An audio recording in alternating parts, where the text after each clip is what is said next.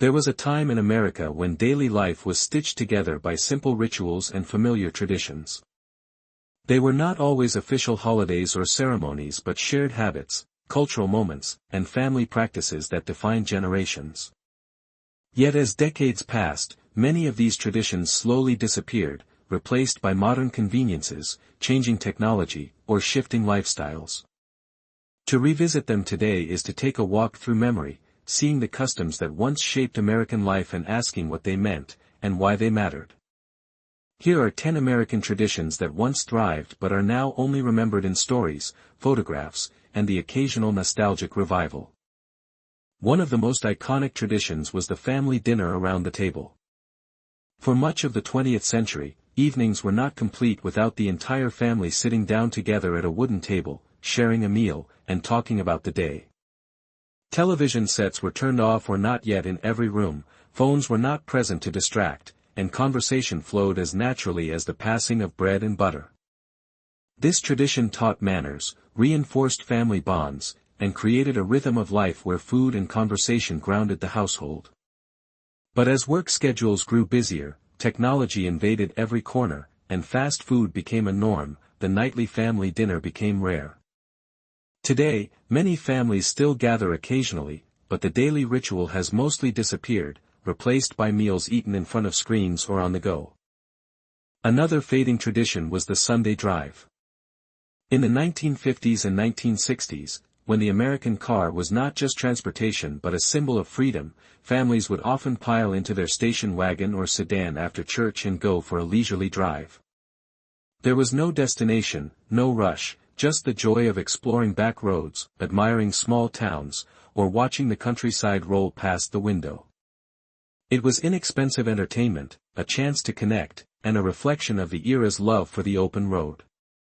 Rising gas prices, congested highways, and busy weekends eventually ended the custom. For younger generations, the idea of simply driving for pleasure, without GPS or purpose, feels almost foreign. One tradition that defined communities was the neighborhood block party. Summer evenings in small towns and suburban neighborhoods would often come alive with outdoor gatherings. Neighbors brought dishes to share, kids played in the street, music played on portable record players or radios, and long tables were set up under string lights. These block parties were more than fun, they built bonds, created trust among neighbors, and gave children a sense of belonging. Today, while some cities still encourage them, the rise of digital socializing, gated communities, and the decline of close-knit neighborhoods have made block parties rare. The sound of music drifting across a street filled with neighbors has become more a memory than a norm. Another tradition that marked American childhood was the milkman delivery. Every morning, glass bottles of milk would be left on doorsteps, often with cream rising to the top. Families would return the empty bottles to be refilled, creating a simple cycle that connected households to local dairies. The clink of bottles, the uniformed milkman, and the reliability of fresh milk became part of everyday life. By the late 20th century, supermarkets replaced home delivery, and the milkman faded into nostalgia. A more social and playful tradition was the sock hop, the teenage dance that filled school gyms across the country in the 1950s and 1960s. With shoes left at the door to protect gym floors, teenagers danced in their socks to rock and roll records, twisting, swinging, and laughing late into the night. The sock hop was more than a dance, it was a rite of passage, where friendships blossomed and romances sparked under the glow of disco balls and string lights. As musical tastes changed and schools moved away from such events, the sock hop became a relic. Today, its spirit lives only in nostalgic TV shows, movies, and themed retro nights. One tradition that brought people together on a national scale was gathering around the television for a family event. In the 1960s and 1970s, programs like The Ed Sullivan Show, the Moon Landing Broadcast, or annual holiday specials would unite families across the country. Everyone watched the same thing at the same time, and conversations the next day at school or work revolved around what had been seen. With streaming, hundreds of channels, and personal devices, that shared cultural moment has fractured. Another tradition that faded was writing letters by hand.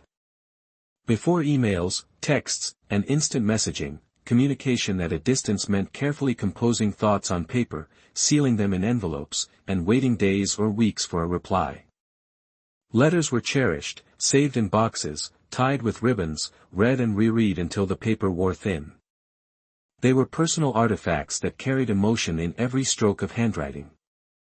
Today, very few people write letters, and the art of correspondence has nearly vanished. While handwritten notes still exist for special occasions, the long, thoughtful letters that once connected friends, families, and lovers are almost extinct. Even holidays were once shaped by traditions that have disappeared. Halloween, for example, used to mean homemade costumes, sheets turned into ghost outfits, cardboard masks, or simple face paint. Families crafted costumes together, and the creativity was as important as the candy. Today, store-bought costumes dominate, and while they may be elaborate, they lack the handmade charm of the past. The same is true for Christmas cards, which were once handwritten and mailed in great numbers, a ritual of holiday connection that has diminished in the age of social media greetings. One particularly American tradition was the drive-in movie theater.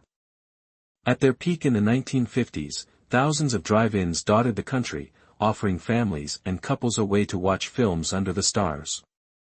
The smell of popcorn, the crackle of the speaker hanging from the car window, and the glow of the giant outdoor screen created a magic that modern cinemas can't replicate. Rising land values, the spread of multiplexes, and changing leisure habits led to their decline. Today, only a fraction remain, cherished as retro novelties rather than mainstream entertainment. For many, the idea of parking under the night sky to watch a film feels like a dream from another age. Finally, one of the most meaningful traditions that has faded is the idea of the close-knit neighborhood where children roamed freely. There was a time when kids played outside until the streetlights came on, when bicycles filled driveways, when games of tag or stickball carried into the evening. Parents knew neighbors, doors were left unlocked, and community felt tangible.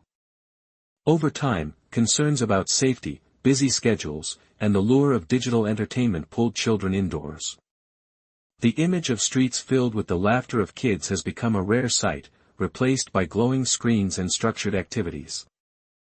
Each of these traditions carries with it more than nostalgia, they represent the values, rhythms, and connections that shaped American life.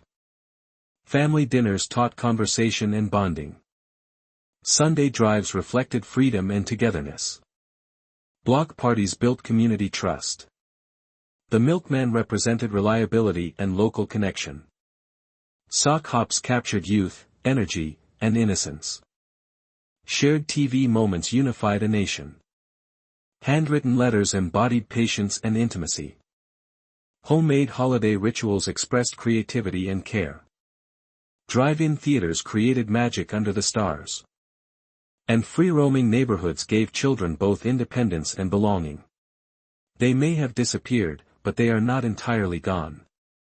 In memories, in stories, in photographs, and in the hearts of those who lived them, these traditions still exist.